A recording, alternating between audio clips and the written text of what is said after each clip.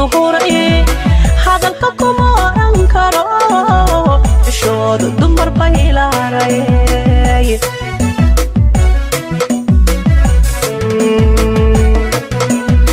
متكان وهبي نفس إذا ترتي سهوري هذا الكوكو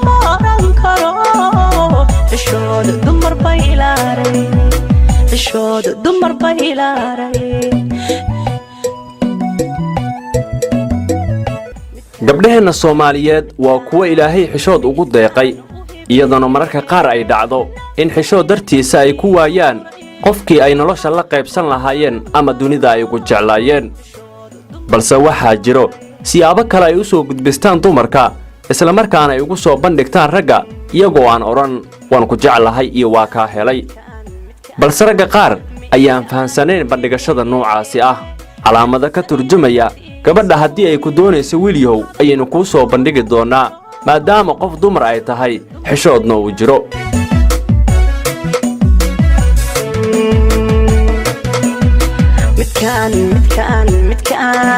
متكان وهبي نفس إذا ترتي سهوري هذا الكوكو أنكره حشود دمر بيلاري حشود دمر بيلاري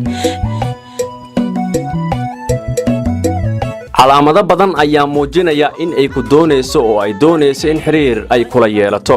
haddaba radio maanta oo ah hoyga arrimaha bulshada dalka ayaa ku siinaysa qaar ka mid ah calaamadahaasi haddii mar waliba ay doonayso in garabkaaga ay taagnaato gaar ahaan marka la galayo sawirada guud mar waliba oo sawir guud la galayo haddaad aragto in dhankaaga ay soo istaagayso tani waa halis ee ogow wadadii jacaylka ayay ku dhacday sawiradaana waa ka xasuus ee wax fahan niyahow aan xariifka ahayn marka labaad haddii ay ku daryeelayso haddii aad xanuun dareento xilliga shaqada ama qaab kale aad u aragto in garabka ay kaa qabanayso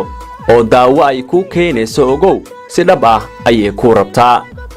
qodobka saddexaad haddii ay kugu raacayso hadal waliba oo aad tiraado haddii aad aragto in mar waliba aysan mucaaradeen hadal aad tiri ogow waxa ay rabtaa in dareemahaaga ay soo jiidato qodobka afraad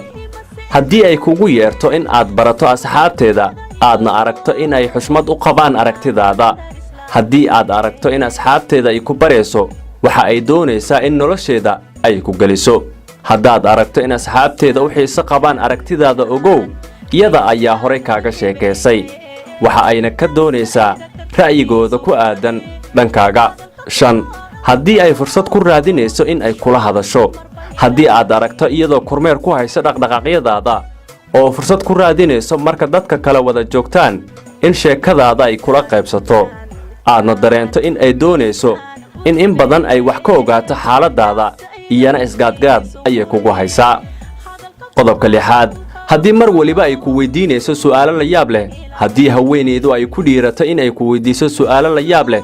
oo ka baxsan shaqada ama waxbarashada haddaad labadaas wadaagtaan ogow waxa ay ka doorbidaysaa in si fog kuu barato oo waxa ay ka fakiraysaa in ay kuu soo dhawaato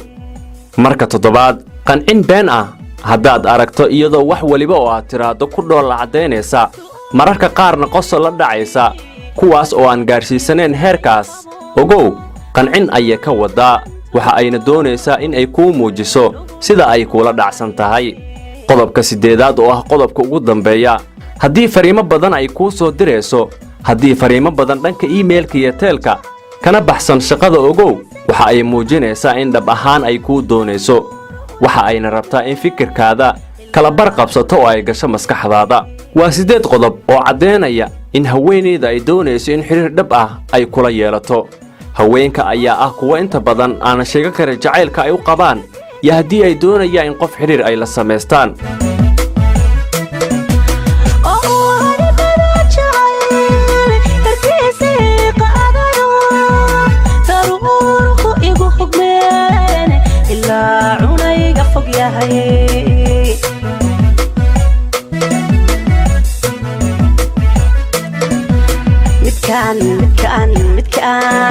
متكان وهبي نفس إذا ترتي سهوري هذا الكوكو أنكره